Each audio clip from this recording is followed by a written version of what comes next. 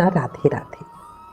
पुराणों में वर्णित है कि माघ माह में पूजा अर्चना और स्नान करने से भगवान श्री हरि विष्णु को बड़ी ही सरलता से प्राप्त किया जा सकता है।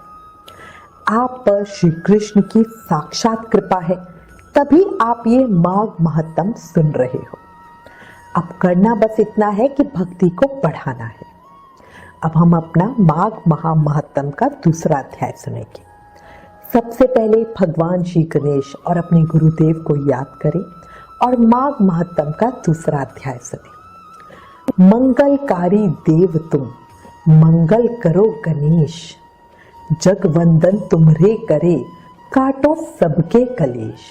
बोलो गणेश जी महाराज की जय। गुरु मन में बैठत सदा, गुरु है भ्रम का काल, गुरु अवगुण को मेटता, मिटे सभी भ्रम जाल। बोलो गुरुदेव महाराज की जय। माघ महा महत्तम के प्रथम अध्याय में हमने सुना कि सभी ऋषि सूत जी महाराज से माघ महत्तम सुनाने की प्रार्थना कर रहे हैं और सूत जी महाराज ने माघ महत्तम सुनाते हुए अपने गुरु व्यास देव जी द्वारा सुनाया हुआ राजा दिलीप का एक प्रसंग सुनाया, जिसमें राजा दिलीप शिकार ढूंढते हुए वन में एक तपस्वी से मिले और उनसे माघ स्नान का महत्व बताने की प्रार्थना की। अब आगे राजा के मीठे वचन सुनकर वो तपस्वी कहने लगे, हे राजन, भगवान सूर्य बहुत शीघ्र उदय होने वाले हैं, इसलिए ये समय हमारे लिए स्नान का है, कथा का नहीं। सो आप स्नान करके अपने घर को जाओ और अपने गुरु श्री वशिष्ठ जी से इस महत्तम को सुनो। इतना कहकर वे तपस्वी सरोवर में स्नान के लिए चले गए और राजा भी विधि पूर्वक सरोवर में स्नान करके अपने राज्य को लौटा और रानीवास में जाकर तपस्वी की सब कथा रानी को सुनाई। सूत जी ने श्री व्यास देव जी से पूछा, हे गुरुदेव, कृपया बताएं कि राजा दिलीप ने अपने गुरु वशिष्ठ जी से क्या प्रश्न किया और उनके गुरुदेव ने उन्हें क्या उत्तर दिया, सो सब मुझे कहिए। व्यास जी कहने लगे, हे सूत जी, राजा दिलीप ने रात्रि को सुख से सोकर प्रातः समय ही अपने गुरु वशिष्ठ जी के पास जाकर उनके चरणों को छूकर प्रणाम करके तपस्वी के बताए हुए प्रश्नों को बहुत नम्रता से पूछा और कहा, गुरुजी, आपने हमेशा मेरा मार्गदर्शन किया है।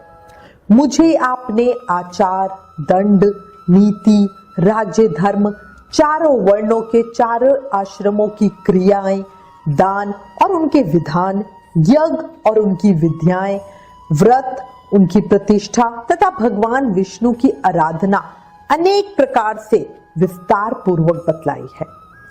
अब मैं आपसे माघ मास के महत्तम को सुनना चाहता हूँ। सो हे तपोधन, नियम पूर्वक इसकी विधि मुझे समझाइए। गुरु वशिष्ठ जी कहने लगे, हे राजन, तुमने दोनों लोकों के कल्याणकारी, वनवासी तथा गृहस्थियों के अंतकरण को पवित्र करने वाले माघ मास के स्नान का बहुत सुंदर प्रश्न पूछा है। अब मैं तुम्हें माघ स्नान का फल बताता हूँ, ध्यान पूर्वक सुनो। जो लोग होम, यज्ञ तथा इष्ट पूर्ण कर्म, मतलब जो अग्नि होम करना होता है, कुआं तालाब खुदवाना होता है या बगीचा लगवाना होता है, ये सभी शुभ कर्म किए बिना ही उत्तम गति को प्राप्त करना चाहते हैं, वो माघ मास में प्रातः काल घर से बाहर के जल में स्नान करें। मकर राशि के सूर्य के आने पर माघ मास में स्नान का फल गौ, भूमि, तिल, वस्त्र, स्वर्ण, अन्न, घोड़ा आदि दानों तथा चंद्रायण और विभिन्न व्रतों आदि से भी अधिक होता है। वैशाख में जल और अन्न का दान उत्तम है। कार्तिक में तपस्या और पूजा की प्रधानता है तथा माघ में जप, होम और दान, ये तीनों बातें विशेष है। जिन लोगों ने माघ में प्रातः स्नान, नाना प्रकार का दान और भगवान विष्णु के स्तोत्र का पाठ किया है, वे दिव्य धाम में आनंद पूर्वक निवास करते हैं। अपनी किसी प्रिय वस्तु के त्याग और माघ नियमों के पालन से साधक अपने पूर्व जन्म के पापों का अंत करके अधर्म की जड़ को काट देता है। माघ में स्नान करने वाला पुरुष राजा और मुक्ति के मार्ग को जानने वाला होता है। दिव्य दृष्टि वाले महात्माओं ने कहा है कि जो मनुष्य माघ मास में सकाम या भगवान के निमित्त नियम पूर्वक माघ मास में स्नान करता है वो अनंत फल वाला होता है। उसको शरीर की शुद्धि, प्रीति, ऐश्वर्य तथा चारों प्रकार के फलों की प्राप्ति होती है। अदिति ने 12 वर्ष तक मकर संक्रांति में अन्न त्याग कर स्नान किया। इससे तीनों लोकों को उज्जवल करने वाले 12 पुत्र उत्पन्न हुए। माघ में स्नान करने से ही रोहिणी, सुभगा, अरुंधति दानशीलता हुई और इंद्राणी के समान रूपवती होकर प्रसिद्ध हुई। जो माघ मास में स्नान करते हैं और देवताओं के पूजन के लिए हमेशा तैयार रहते हैं, उनको सुंदर स्थान, हाथी और घोड़ों की सवारी तथा दान देने के लिए धन प्राप्त होता है। अतिथियों से उनका घर भरा रहता है और उनके घर में सदा वेद ध्वनि होती रहती है। वो मनुष्य धन्य है जो माघ मास में स्नान करते हैं, दान देते हैं तथा व्रत और नियमों का पालन करते हैं। अन्य शुभ कर्मों के पुण्य से स्वर्ग में गए हुए मनुष्य अपने पुण्य समाप्त होने पर वहां से लौट आते हैं, पर जो मनुष्य माघ मास में स्नान करता है वो कभी स्वर्ग से वापस नहीं आता।